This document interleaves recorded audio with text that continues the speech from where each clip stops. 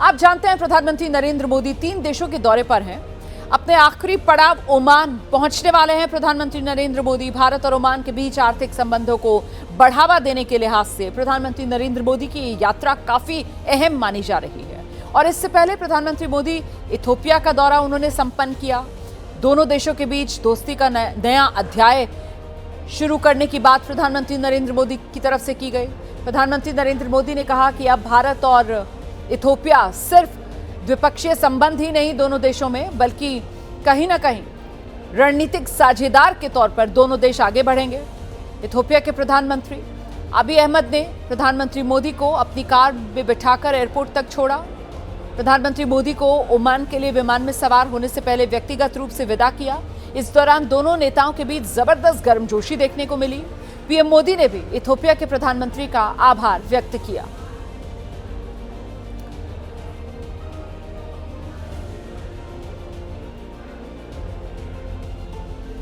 Ethiopia के दौरे के बाद प्रधानमंत्री नरेंद्र मोदी आज ही ओमान पहुंच जाएंगे। पीएम मोदी की ओमान यात्रा से दोनों देशों के उद्योग जगत में काफी उत्साह नजर आ रहा है। बीजेपी के सांसद हैं, उद्योगपति हैं नवीन जिंदल मस्कट पहुंच चुके हैं। एबीपी न्यूज से बातचीत में उन्होंने कहा कि भारत और ओमान दोनों के लिए प्रधानमंत्री मोदी की ये यात्रा बेहद महत्वपूर्ण है।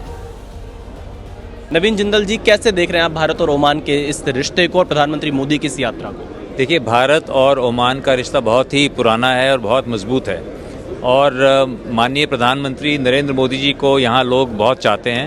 नरेंद्र मोदी जी पहले भी ओमान यहाँ पर आए, जिससे हमारे देश के रिश्ते और मजबूत हुए और इस बार माननीय मोदी जी के यहाँ आने से हमारे रिश्ते भी और बढ़ेंगे, हमारे देशों के बीच में व्यापार भी और बढ़ेगा।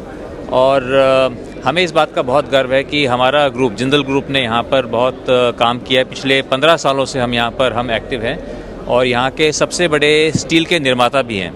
तो इसलिए ओमान के अंदर अपार संभावनाएं हैं और यहाँ पर ओमानी लोग हिंदुस्तानियों को, भारतवासियों को बहुत चाहते हैं। यहाँ पर बहुत उनको इज़्ज़त देते हैं और यहाँ बहुत अच्छा वातावरण है काम करने का। जी नवीन जी, बिजनेस के पॉइंट ऑफ व्यू से आपने बताया कि कितना अच्छा माहौल है। अगर हम दोनों देशों के रिश्तों को देखें, क्योंकि ऐसा जोड़ा जाता है कि 5000 साल पुराने जो सांस्कृतिक रिश्ते हैं वो भारत और ओमान के जुड़े हुए हैं। प्रधानमंत्री मोदी जब यहाँ पर पहुँच रहे हैं, एक खास तरह का उनका कनेक्शन रहा है 2018 में जब पहुँचे थे। जब आप ओमान आते हैं तो कैसा फील करते हैं पीएम के बारे में और भारत के बारे में?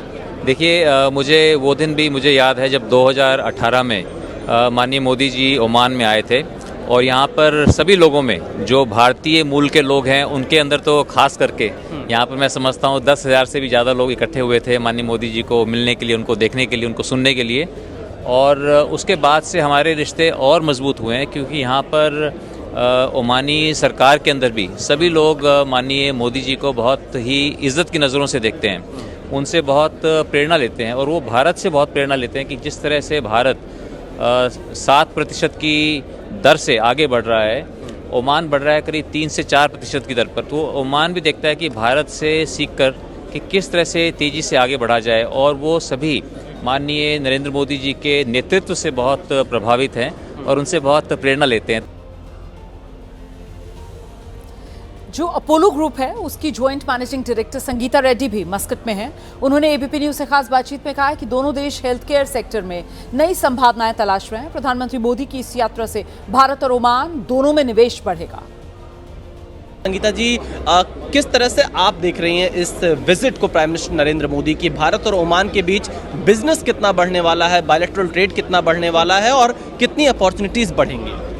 तो ओमान और इंडिया के बीच में बहुत सालों से बहुत अच्छी रिलेशनशिप है, मगर अब वो ऑयल को एक्सपैंड करके ज़्यादा से ज़्यादा 75% ऑयल का ट्रेड जा रही थी। हेल्थ केयर का है, फार्मास्यूटिकल, डेफिनेटली हम बहुत सालों से इधर से पेशेंट्स आ रहे हैं, मगर अब ये रिलेशनशिप कई तरह से बढ़ने वाली है।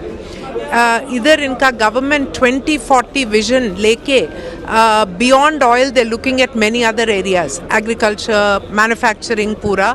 तो इन्वेस्टमेंट करेंगे इंडिया में, वो ज़रूर बात है। ट्रेड भी बढ़ने वाली है दूसरा एरियाज़ में। इधर इनका इनकम बढ़ रहा और the exposure of this population to have more high-end products which India can supply. It's also a very good opportunity. So multi-dimensional relationship होने वाली है मेरे ख्याल में. अगर मैं फार्मा सेक्टर के बारे में आपसे जानना चाहूँ तो ओमान में क्या फार्मा सेक्टर को लेकर भी कुछ बातचीत हो रही है और ओमान किस सेक्टर में भारत में इन्वेस्ट करने की सोच रहा है? ज़रूर भारत से ओमान में इन्वेस्टमेंट करने का आइडिया भी है और इधर का लोग want to invest in India. It's a bilateral discussions which are happening now.